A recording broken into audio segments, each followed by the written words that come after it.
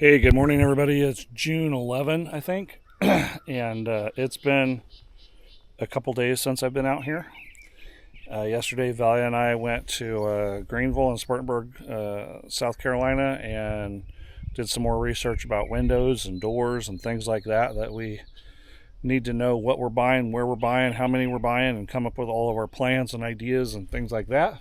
A couple days ago, Bren, possibly my future son-in-law, was out here cutting his pad up here, and he decided he needed to start digging footers. So he was hooked the backhoe on and was having some difficulties with it.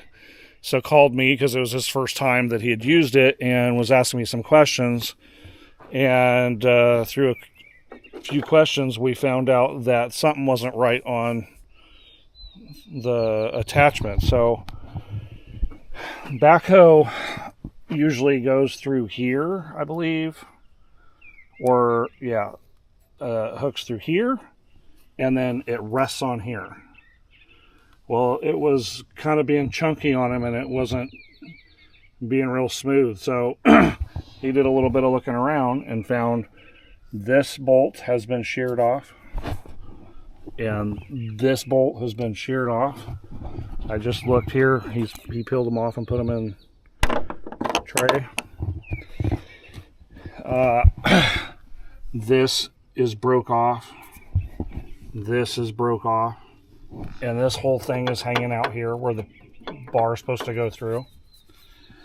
So there's a few things that are not well with the tractor, and I don't know if it was a series of things that caused that to happen or what, because we know I've raked them on rocks with the box scraper when I was working down here and cleaning this. I ranked it pretty good and had to replace some of my tines on my box scraper, and I've rolled the tractor. I've done some work on it, Bren happens to work at the same company. He's gotten a job there, was working there already, where I bought this tractor.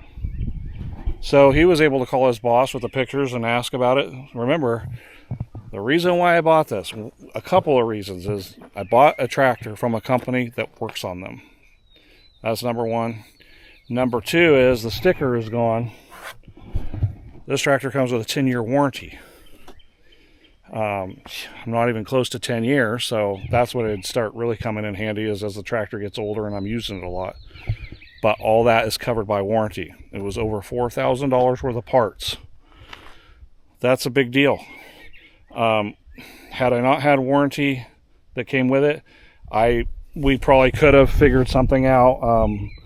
I think Bren has a little welder or something. We could have done some stuff, but this way the tractor gets put back to where it's supposed to be. It's a good feeling that it's where it's supposed to be.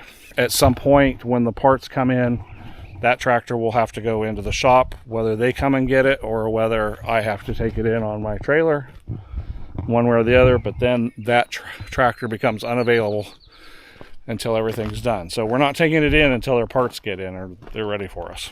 All right, guys, we had an inspection on this whole floor system yesterday. I wasn't here, but this inspector came out. Where you see these seams between every 2x8, they were supposed to be on these posts, so we failed the system. Now, Roger says this is ridiculous, and this is overkill. This system is already overkill. He doesn't agree with what they're saying. Here we got another seam. We've always got at least two. They're all connected to each other. They're solid. They're toe-nailed together here, tied together there. And it's a solid system. I mean, I agree with what Roger's saying. How in the heck is this ever going to give way? Three of these on top of each other together, and they're all tied together. Anyway, so what we're going to have to do is take 2x4s. This is the solution the inspector and Roger came up with. We'll take 2x4s, treated 2x4, put it up, attach it to this pier, and then buy another set of 2x8s and run along on this side, attach it to this girder, and then we'll put the 2x8 on there and make sure the seam falls on every 2x4. And that way we'll have a solid 3 pieces all the way. Silly. But anyway, that's what we're doing. The other thing I'm doing, and boy, did it rain a lot. You can't even tell that I put gravel down in here. It's muddy. And I didn't know that we got this kind of rain. I don't know exactly when this happened, but I need to clean this up, but not pull it out, because I had it at the height that I liked it at. So it's starting high there in the middle and working its way down lower and lower. So I'm going to clean some of this out, and I've cleaned the bank already and all that stuff. And then I'm going to take this gravel and really, oh, and I'm going to take I have more of this that I wrap the pipe in, and I'm going to use the rest of it and try to get this section at least wrapped really well again, just to give us more oomph. And then I'm going to push some of this dirt back on top of this gravel. I'll put the gravel in all the way around and then push some dirt, start grabbing some dirt. So basically what I'm doing is backfilling all the way around today.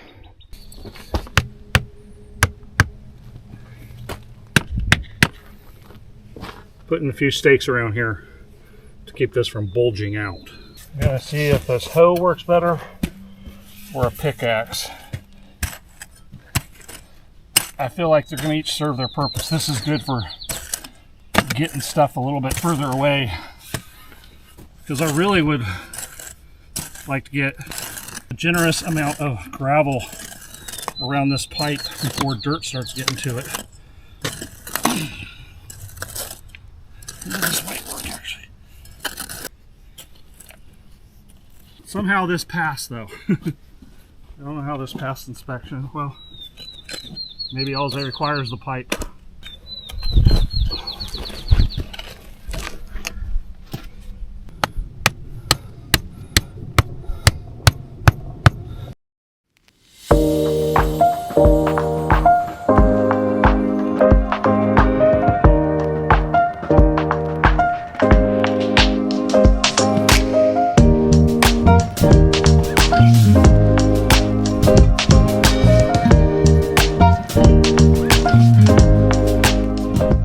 Alright, as you saw me there, I kind of folded it over double, and that way it'll be close to 3 to 4 thick for as far as it'd reach down to that corner.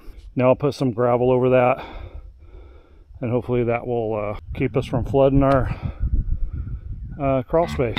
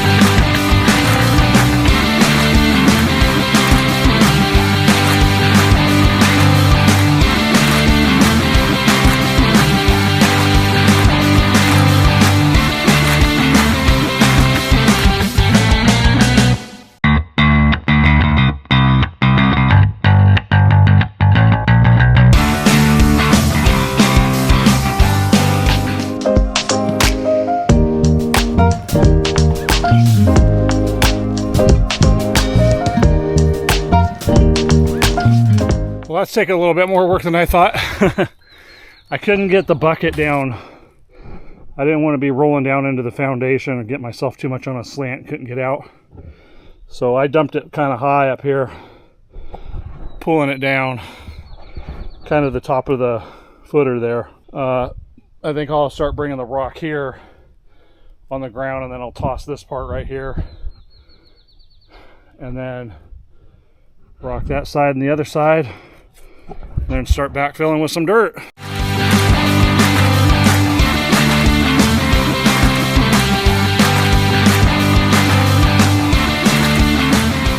Well guys, I've discovered that I can't really use my tractor for much of anything. I stopped filming because I had to be super careful.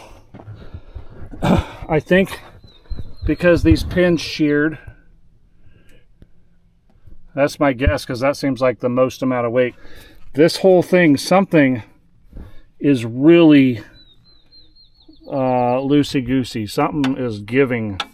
And I went down the side of a hill that I never have any problem with.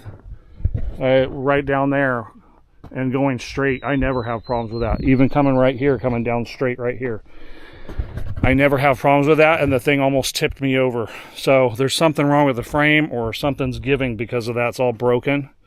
Yeah, I almost got thrown, actually. That was very scary, and now I'm having to go very directly up and down the hills. Even this slant, this is slightly slanted this way, and it almost tips me over.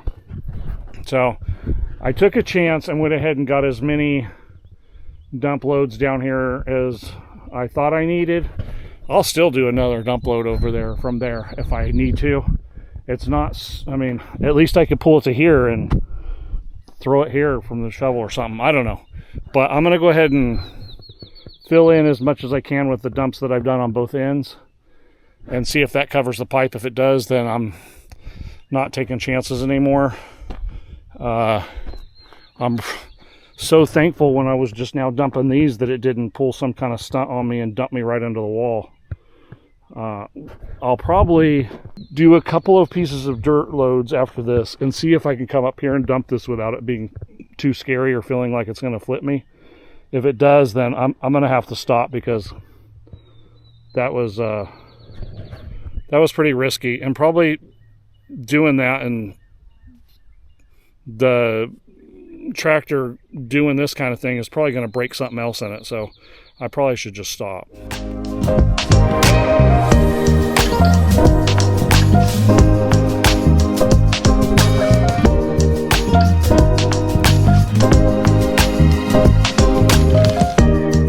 This little dam thing that I made to catch the water, you can see where I came in at, obviously, to dump the gravel, and this is, every time I went over this, I felt like I was going to tip over. It literally almost threw me off right here. And that tractor's sturdy. It should not do that at all. So anyway, we got this done, and then we'll do the other end right now.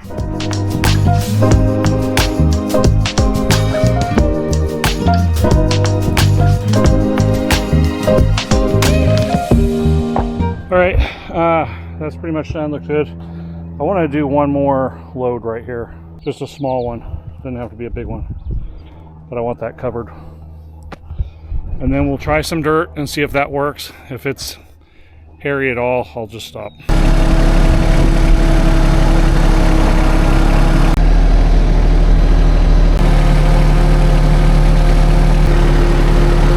Alright guys, I don't know how long I've been doing this, an hour or something? I don't know. Slowly getting this in. Thought I'd take a little break here and maybe take the shovel, start throwing some down there a little bit more, knocking this top off, and so I'll have a little bit better idea where I'm at, but it's coming along. Your grade has to be 6-inch drop over 10 feet from the foundation. So most of this is going to get all filled in. Now, when you get down here at this end, you don't have to fill it up that high, because you can do a 6-inch drop from the foundation quite easily. over 10 feet. But here we got that hill, so we got to fill it in. All right, back to work. All right, guys, different story over here. Now I was kind of leery to come back over here because I'm gonna split. I thought something was wrong with the tractor, and I think it's a combination of a couple things. I think that gravel was pretty heavy, heavier than dirt maybe, and then going over this in a weird position put me in a weird angle and tipped me and kind of threw me a little bit. The other thing is, over time I've lost beet juice out of the back tire a few times, and I think that I don't have the weight back there that I'm used to. Usually I always have at least to have some kind of an implement back there, which would put a few hundred pounds to more back there, which would balance my tractor a little bit better when I have a heavy load out here in the front loader. So now I'm coming over here and just scraping this up and putting it over there. I kind of want the dirt on that rock so it'll kind of absorb over the top. I don't want, if it does rain or sprinkle, I don't want it to just muddy all that up and like cause a cement pit or whatever. I don't know what it's going to do. So I want the dirt on top of it, and I don't want to be tracking that powder of rock and stuff all over the place. I'd rather have the dirt on there. So I'm just going ahead and covering up. I covered up the other end, covering up this end, and then we'll get back to this over here probably.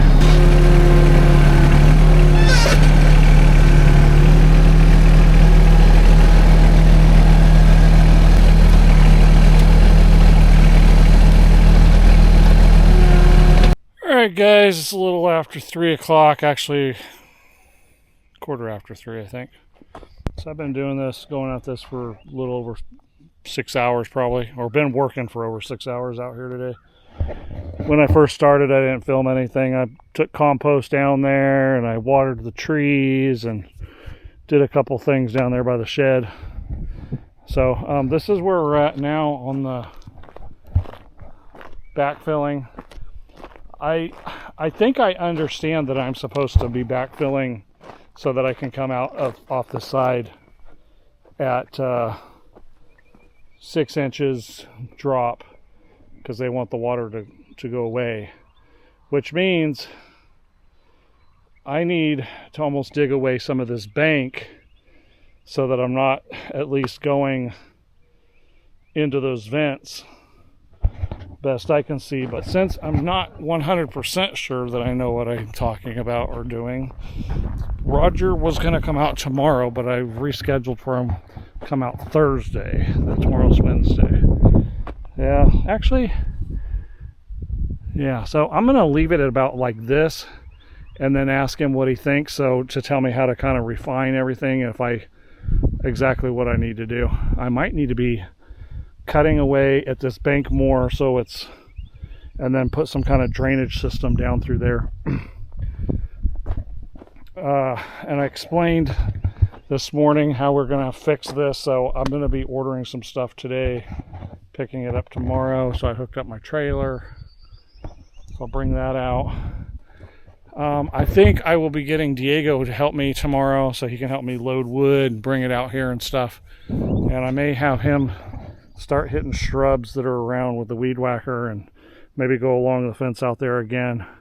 We got stuff growing up all over the place. We got it all by the sheds and stuff, and here I just want some of that stuff cleaned up. And while he's doing that, I'm thinking I'm going to start backfilling right here.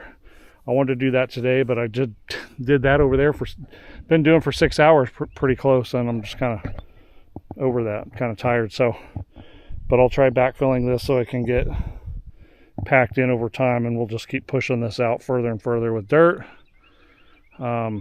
because again we have to go here too, backfill to here, go out 10 feet, dropping 6 inches. So we'll be working along here and putting scaffolding and ladders and who knows what. So I need to get this filled in so it dries out and starts shedding water and secure. So that's where we're at. It's a good day. This is like the coolest day of the week that I'm going to be out here. Today I think it's supposed to, well, I started a truck a while ago, it said 91, but I'm sure it's going to drop. It's supposed to be in the mid 80s, and by the end of the week we're in the 90s, I think. Yowza. It wasn't like this last year. We didn't get any heat until mid-July, or actually closer to August last year. This year, it seems like it's definitely warmer earlier. Anyway, I will see you guys the next time I'm out.